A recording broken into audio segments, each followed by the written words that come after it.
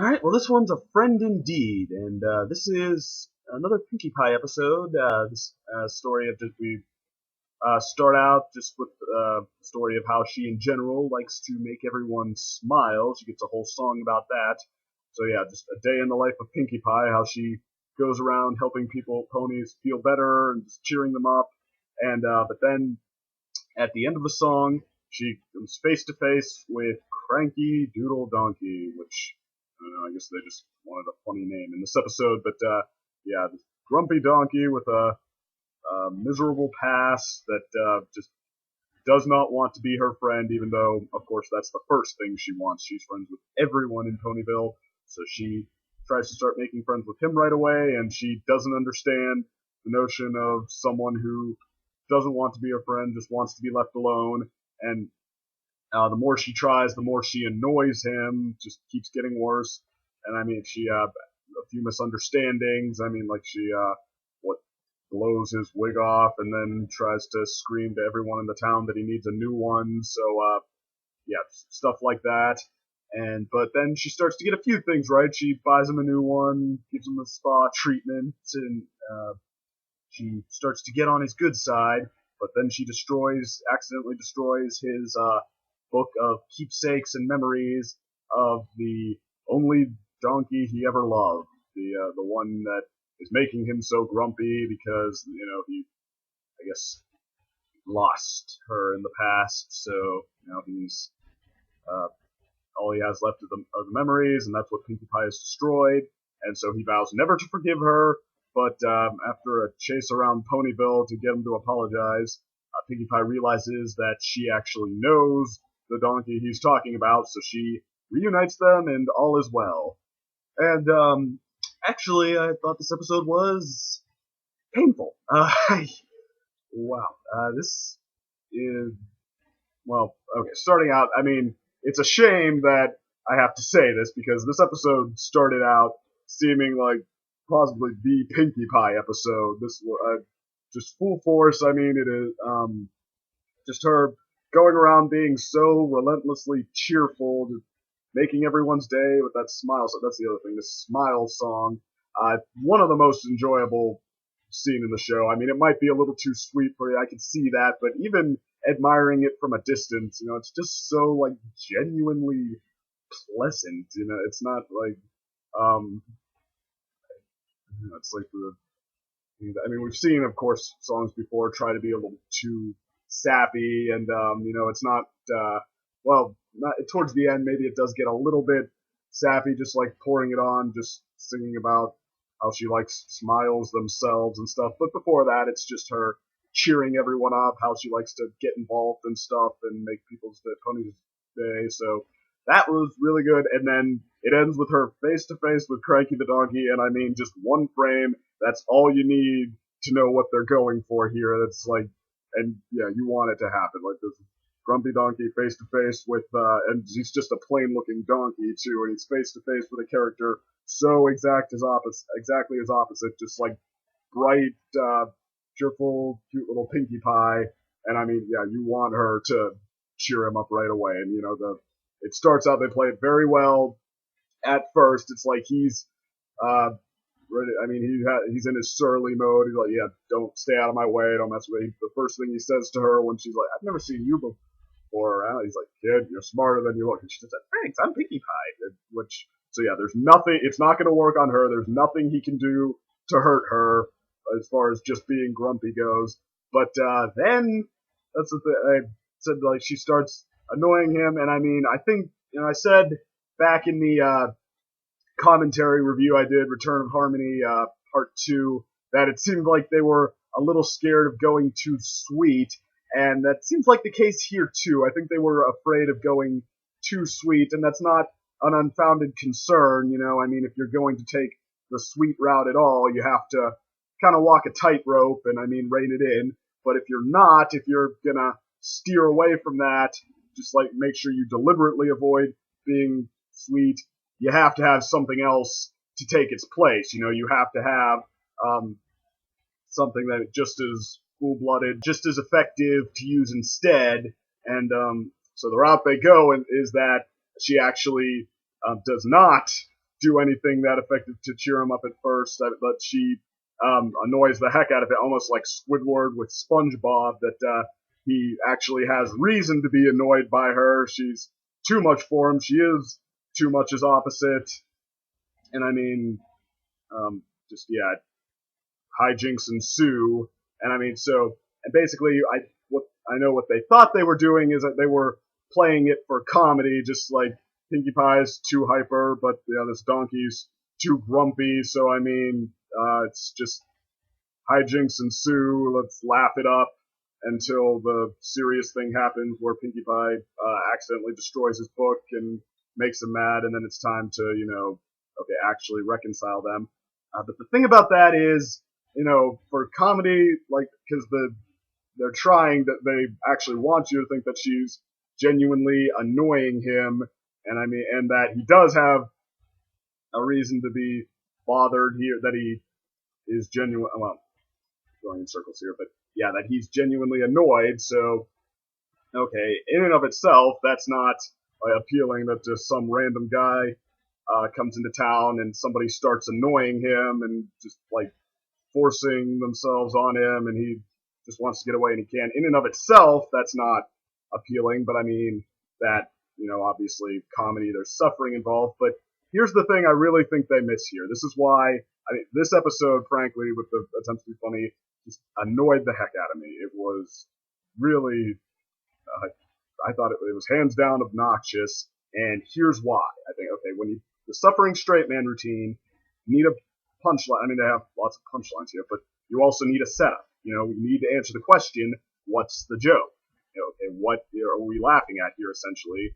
And, okay, so basically, yeah, the straight man has to invite it. He has to bring it on himself in some way, or if he's genuinely done nothing, like I said, Squidward and SpongeBob, sometimes Squidward just wants to be left alone, and he can't be like, okay, there needs to be some kind of a joke, like that maybe he thinks he can get rid of whatever's annoying him, or he thinks that it can be dealt with in the usual way, not realizing that this is a significant force here. Okay, that this, in short, the straight man has to be making some kind of a mistake that invites this, and Cranky is not. He's making perfectly reasonable requests that to leave him alone. I mean, he's not. I mean, he's a little grumpy at first, but I mean, he even tries to meet her halfway. He rolls with it.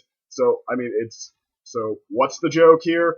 That Pinkie Pie is an inconsiderate moron, and that is not very funny of an idea. I mean, I'm sure we have plenty of inconsiderate morons in the world. Just the idea of just another one is not, and of course, that's not how Pinkie Pie, at least not how she's been so far. She's, even in the first half of this episode, or the first act of this episode, I should say, she's a genuine sweetheart. She's actually very considerate and very funny, and how she's, like, almost so genuine, but has her head so much in the clouds that, like, I mean, it's just how she interacts with the world is genuinely funny, but, it's also sweet. But here, no, it was like, what did I say? The wig joke, for example, it's like so odd. I mean, nobody is dumb enough to just think, because what she does after she blows it off and accidentally destroys it, she's like, oh wait, I can fix this before he even has a chance to say anything, and she runs up a flagpole with a megaphone, and you can see what she's going to do even before she starts here, and it's like,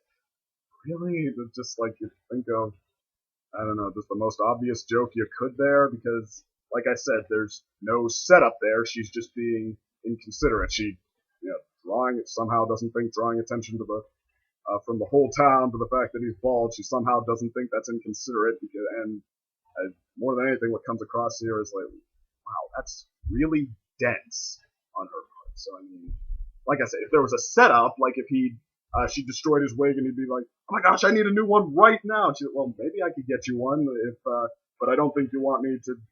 I need it as fast as possible. Well, actually, if I get it as fast as possible, I don't think you're gonna. No, as fast as possible. Okay, and then she climbed up the flagpole and, yeah, yelled to the whole town. I mean, that obviously you'd have to play it a little better than I did there, but yeah, that's a setup that, like, he basically told her to do that without realizing it, because he was just, like, trying to be too full of himself. Okay, that would be a joke, but no, he didn't do anything, and she, yeah, like, in fact, this whole time you'd actually start to side with Cranky the donkey. It's like, rest Pinkie Pie, I mean. And then, okay, she finally does start to win him over, so it's like, okay, so let's, I thought that wasn't very funny, but, okay, let's move on to, how they play off each other. It does start to settle more into that, where he tries to be sort of surly with her, but I mean, he's starting to like her, and she doesn't notice the surliness just because she's so genuine, so sincere. But then, it's like, once again, the way she destroys the book, it's just like a sheer Rube Goldberg reaction. She accidentally steps on something, and it, like, the universe decides it'd be great if it bounced exactly in a way that broke a lantern and caused it to fall on his book and start burning it. And I mean, it's like, yeah, okay, it's like the universe wants to annoy Cranky some more for no reason. It's like, okay, I mean, I know he's grumpy, but I mean, he didn't do anything. Like, why is this funny? Like I said, even if he was an innocent, there are ways to make this funny, ways he could have invited it, but he never does. It's just, yeah, let's throw one more thing on him. So it's like, okay, you're annoying someone. Well, that's an annoying idea. There was no reason for that to happen, and it does. So, yeah, we just, I don't know, we need to force some more Pinkie Pie antics, because, to cap it off, they have a chase scene where she's trying to apologize to him. She's chasing him all over the town, and he's trying to get away. And I mean, and it's, we've seen this with her before with Rainbow Dash. Rainbow Dash tries to get away from Pinkie Pie. He discovers that, wherever she goes, Pinkie Pie is already there first. But I mean, that's, that was self-explanatory. Rainbow trying to get away, Pinkie, and she doesn't realize that it can't happen. But here, it's like the joke is that Cranky's trying to not accept her apology, and they play that wrong too. I think they play it wrong here too, because it's not really I mean, the joke is that Pinkie Pie again won't listen. It's like it stops seeming like she even cares about getting him to accept this, and it's just like she has fun popping out all over the town. Like, I mean, it's confusing why that was even supposed to be that funny. Like, at one point he runs into the woods, and she's already there dressed as a beaver, still asking him to apologize. It's like, that is 100% pointless. That's not a joke. Okay? So, I mean, it's random, it's in your face, it's obnoxious, but there's no joke, so that's all it is. That does not equal funny, in my opinion here. So, okay, but then, I mean, they get to the end where she brings the lady donkey who we saw from, I think, briefly earlier in the episode. So, okay, there's a reconciliation. I mean, that was all well and good, I guess, kind of sweet, whatever, but I mean, it's just the obligatory payoff, so okay, but yeah, I did not think that was worth everything we've gone through to get here, so I just didn't have fun with it. But it's, like I said, it's really such a shame, because I mean, like, the first act, this really did seem like it was going to be one of the Pinkie Pie episodes, that, we were going to have a lot of fun with her, just one, how sweet she is, she's really genuine, she's a sweetheart, and two, just how, like, funny she is with, and so far what we see, it comes from her sincerity, like how she's trying to cheer up this grumpy guy, and no matter what he does, he just can't shut her down. But I mean, and like I said, when he said, smarter than you look, kid, and she thinks that's a compliment, like, that's funny.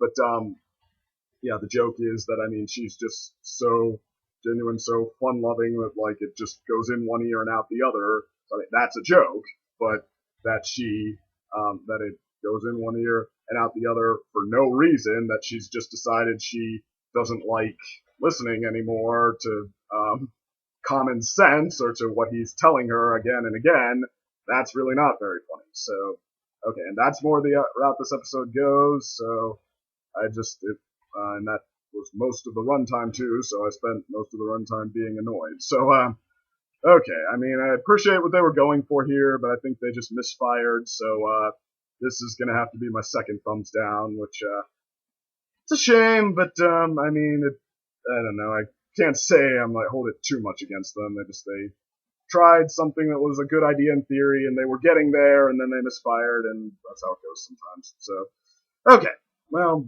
the next one is putting down your hoofs. So over to that one. We'll see.